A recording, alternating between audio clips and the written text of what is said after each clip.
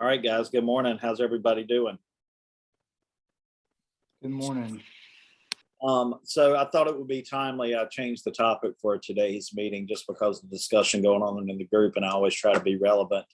And I checked our best practices recordings, and we don't have one dealing with condos. So I thought today it would be good for us to talk about kind of things to watch out for when we have a client looking at condos. I know it's going to be different location to location, but it's different within the location as well. So there are so many things that we have to be aware of so we don't waste time, effort, and money when it comes to condos. So I thought it would be a good thing for us to discuss. And so I'm going to share my screen. I've just started a kind of little bulleted list of things that we can add to for our discussion. And I think most appropriately, the first thing to do is start with the lender, right? Because let's talk about why we need to start with the lender when it comes to, say you got a client, they're looking for a condo, whether it's at the beach or it's in Raleigh or wherever. I don't think it necessarily matters. Why would your first discussion after talking with them, why should it be about lending other than, the usual things? Well, to see if the property is even an option for your client. Absolutely, but expound upon that. Well, so, if it's a condo may not be an option. If it has a lot of commercial space and is a non-warrantable condo, which I think we probably deal with more than there. It may still be an option, but your client may have to put down significantly more in their deposit. A non-warrantable condo, you typically have to put a minimum of 15% down, even if it is your primary residence. Some lenders are 20, and the interest rate's probably going to be at least half a point higher. So it's good information for your folks to know that before they even get into the weeds about whether or not they want to do this. Good points about the different requirements for your down payment and also the higher interest rates. Anybody else have anything to add about that? So that's going to depend on warrantable versus warrantable is going to depend on how much of it is rented out versus how much. Right. So occupancy, right? Yeah, you're cutting in and out, Felicia, but there's a couple reasons that can make a condo warrantable or non-warrantable, and really those are the two biggest ones: the tenant to owner occupied percentages, and then the amount of commercial space in the building, if any. Nate's trying to get into the meeting. I'm here. Okay, sorry. User error.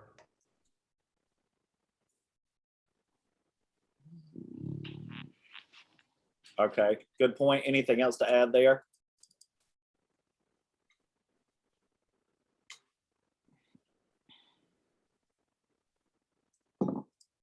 What about this? Let's talk about HOA issues.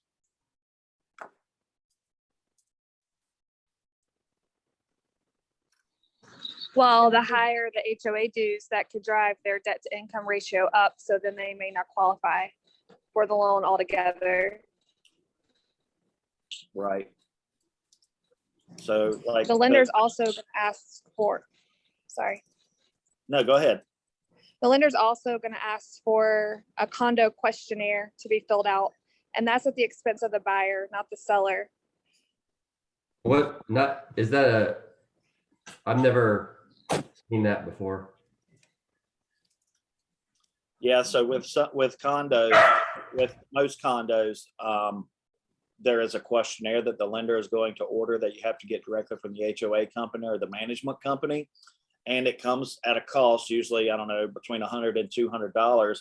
And it basically outlines things like what's their standing money wise? Do they have a positive balance? Are there any liens against the HOA itself? Are they paying their bills? Are they keeping up maintenance? What is the percentage of tenants to owner occupied properties within the condo itself. All those things can cause, can throw up red flags that will prevent a lender from being able to lend on the property.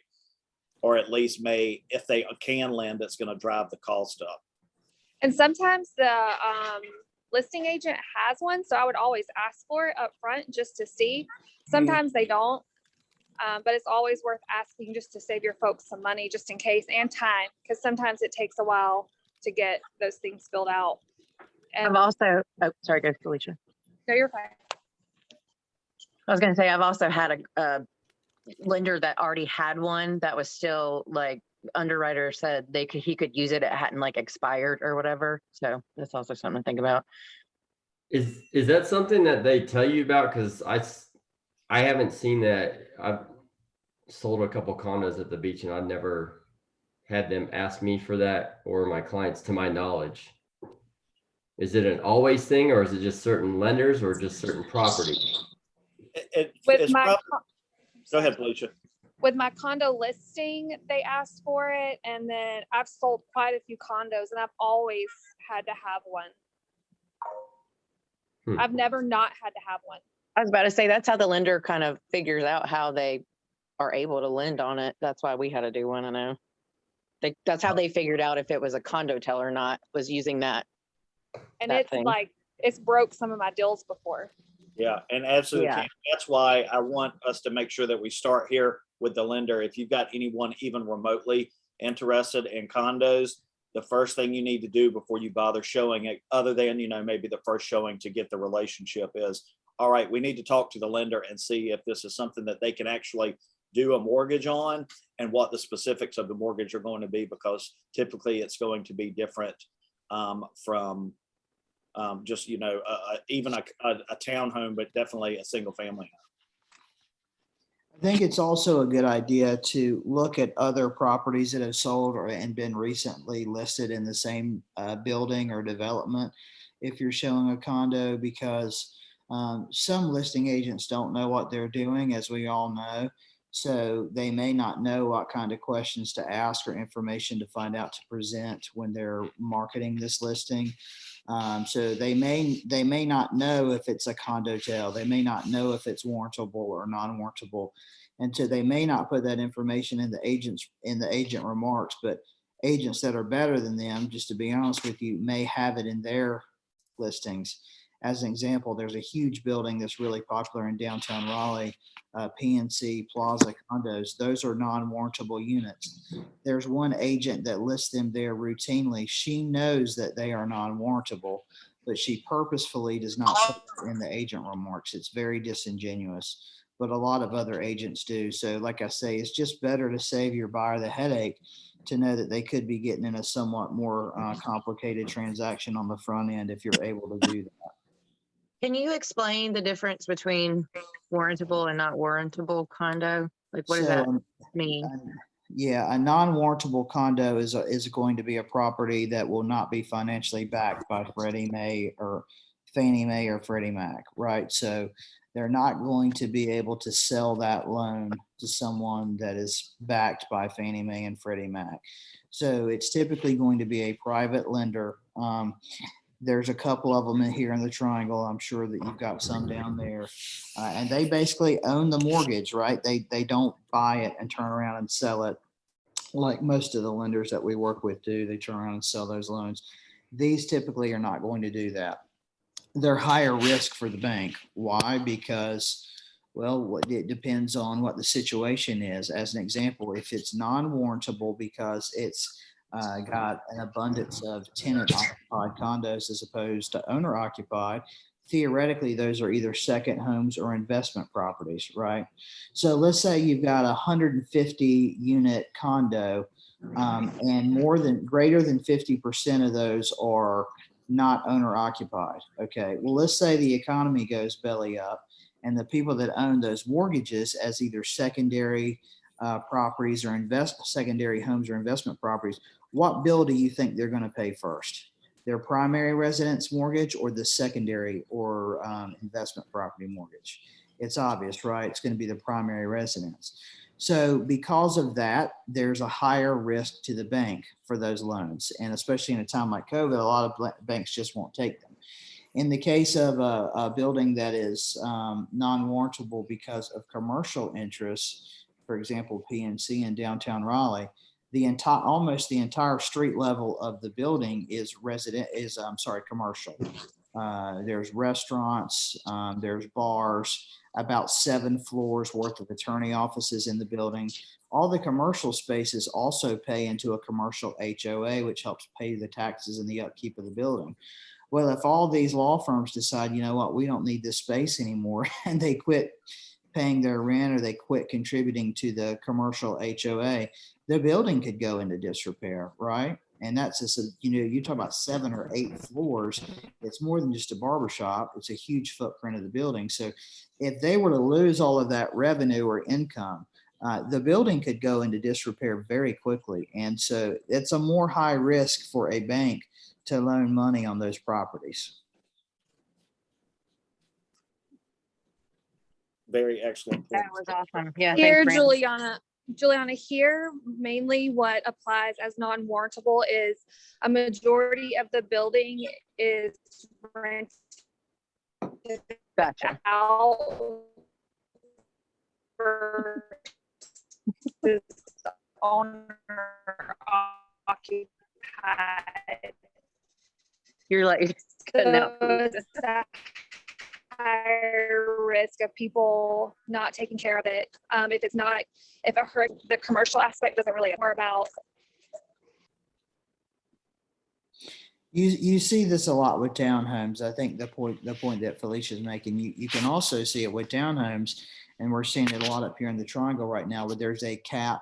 They're either outright not allowing rental properties, or there's a cap at like 10 or 15%, because if too many of these units are owner occupied, banks don't want to give premium financing. And if they don't want to give premium financing, then you have a different type of tenant.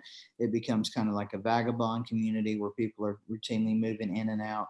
And we all know that people that don't own or properties that are not owner occupied are not as well taken care of. And so these communities want to get around that. They just want to cut the head off and not even bother with it. Angela, you okay back there? She's sneaking around the corner. She was on mute when she just said what she said, so that's hilarious. Tell Nate happy birthday. They already did. Oh, damn it. We were going to sing at the end, but she ruined it. So I added this thing too, because I think we were kind of alluding to it. Caps on rentals allowed.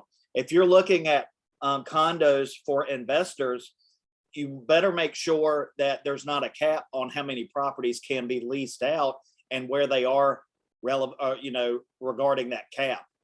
Because the last thing you want to do is help an investor secure a property. Yay, we closed. Oh, come to find out the complex is already at its cap for rentals allowed. That ain't going to play very well. So just some other things to be aware of. Any other kind of buyer beware things like that you guys can think of? If you're doing a condo tell, there's typically a rental program within the complex that your buyers have to use. They can't use like Airbnb, VRBO, or anything like that. So you need to make them aware of that. There's typically a rental program that they have to be a part of, and the percentage is the percentage. There's usually not room to negotiate on that. I know Atlantic Towers is that way. Gotcha. Good point. I added that to the list. Thank you, Felicia. And see, we can see the difference between the areas too. Felicia, are you in the backwoods of Georgia right now? Because you're not coming in very. No. She's a Rocky Point. Oh, okay. So let's talk about HOA dues. What are some things? So they're always higher, right? Usually. What's included? Everything outside the paint. Master insurance.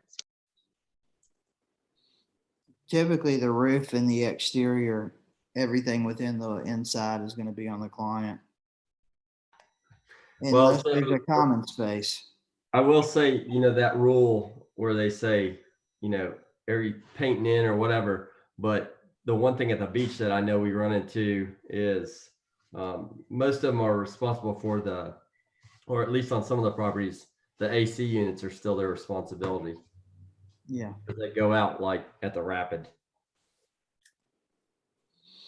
Up here, most of the roofs are covered by the HOA, but as an example, if the roof leaks, they'll fix the leak. But if it creates any kind of interior damage, including the inside of the roof in the attic or whatever, the scuttle hole or in your interior, you're on the hook for anything on the interior. So what are some things that aren't included?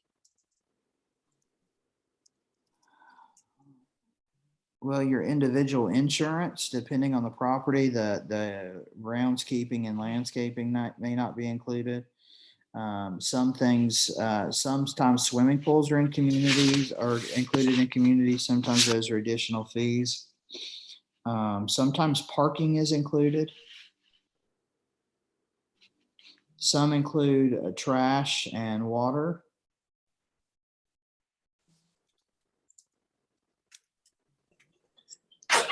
Here you'll find cable included a lot. Yeah, I will say Internet. that Yep, cable, internet. a lot of the HOA management properties provide a nice breakdown, kind of like a table with what is the homeowner's responsibility and what is the HOA's responsibility. So if you can get your hands on that document from the HOA contact, that is very helpful. And I always get my people to sign that.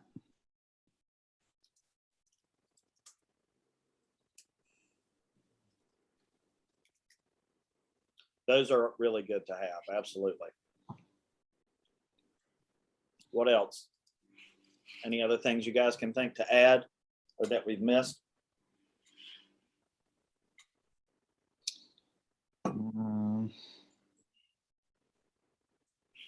Sometimes closing can take a little bit longer, not always typically at 30 days because of some of these other things. So just kind of to set timeframes. Again, talk with the lender about that to see what their expectations are for it.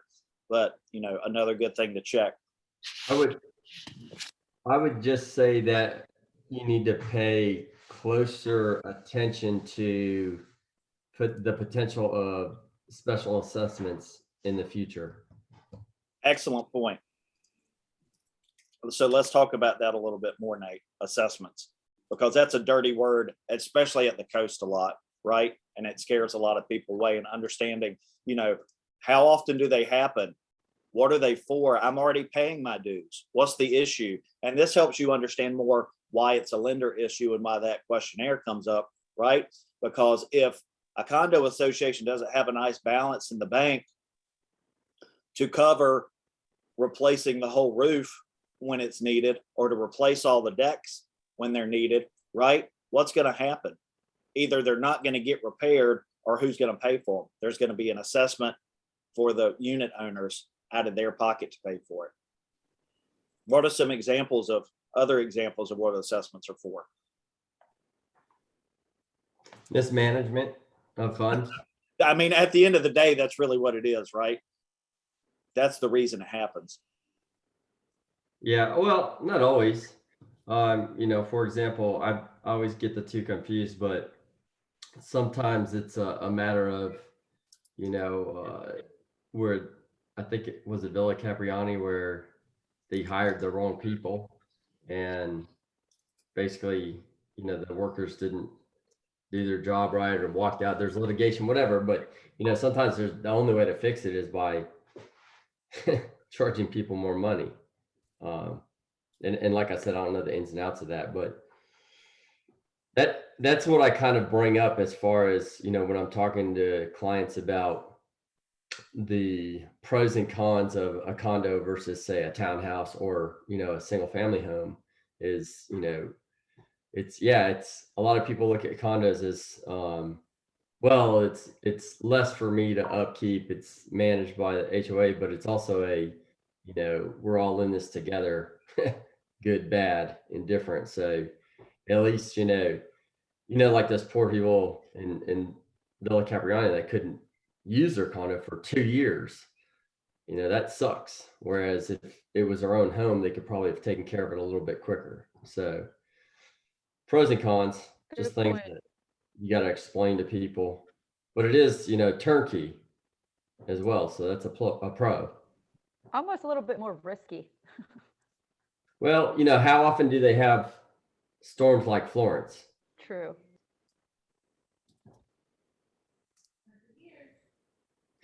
These are all great Don't points. don't tell your clients that though. So what are some pros? Turnkey, less Low maintenance. owner involvement. Yeah. Less maintenance. You should absolutely tell your clients that, Janine. What?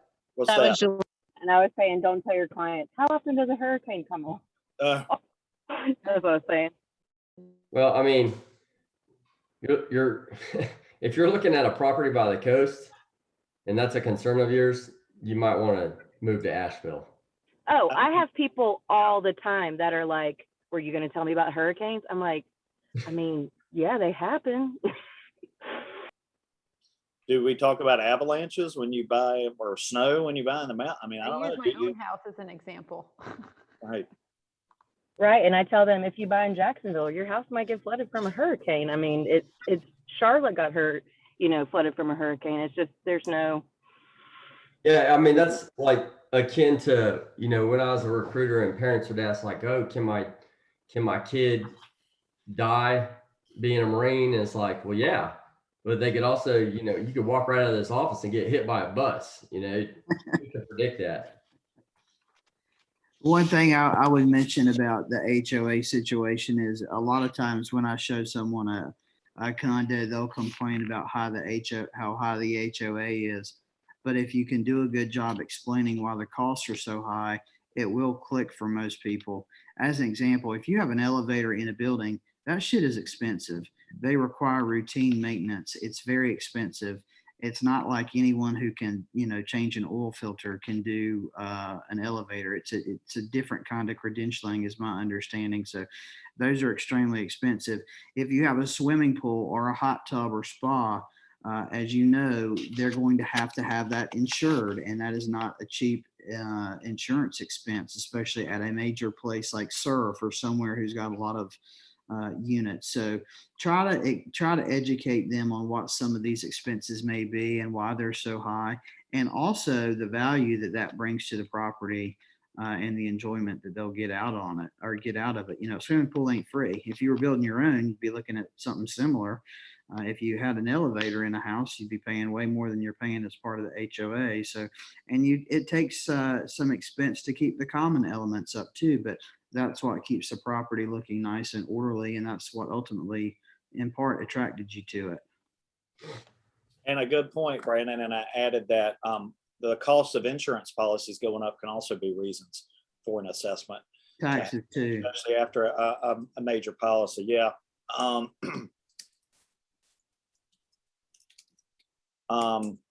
Another thing that I'll usually say is to kind of not necessarily counter, but help explain the HOA dues and things, or what, you'll explain so much of what's included.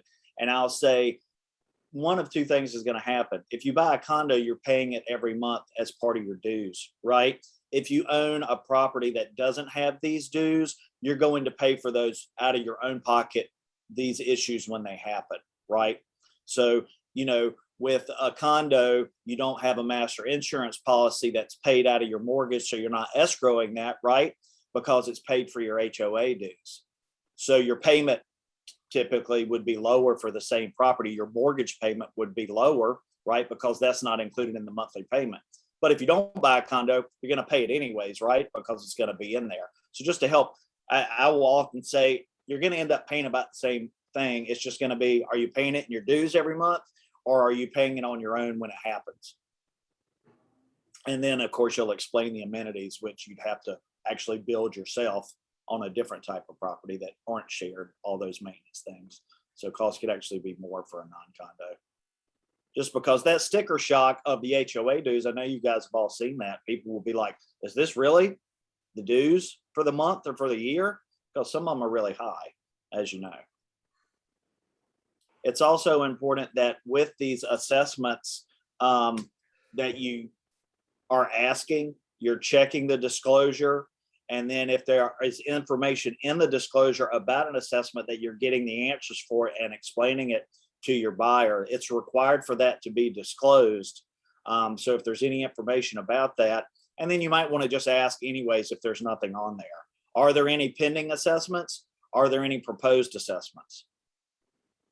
If there's a pending assessment or there's an assessment that's already been put into place, is the seller current on their payments for the assessment? Because some of them will be like paid over a 5-year time frame. Well, say you're in the 3rd year of it, right? Has the seller made their first 2-year payments or first 3-year payments? You guys understand where I'm coming from with that?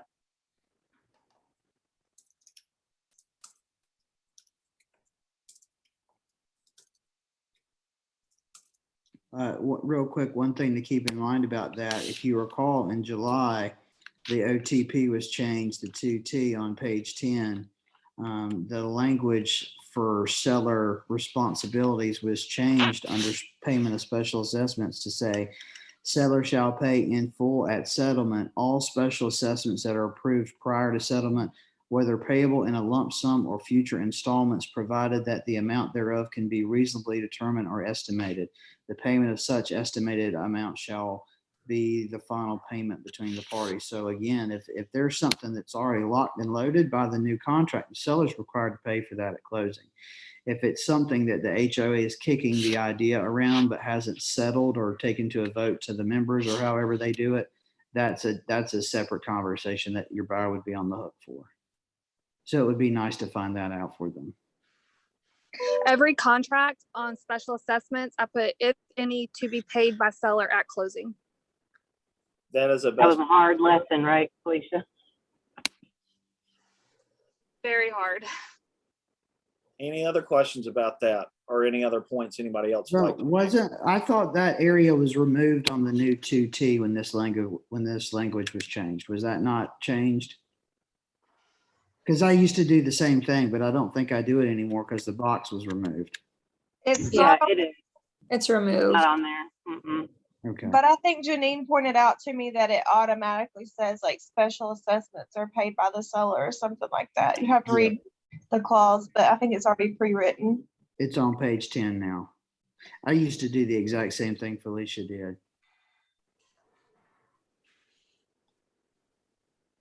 All right, a lot of good information here. Anybody have anything else to add or ask any other questions? Well, good discussion. Thanks for everybody's participation. I hope it was helpful. I'll upload this video to the resources page and this document too, so it'll be a resource for you guys going forward. Just really quick, let me stop sharing.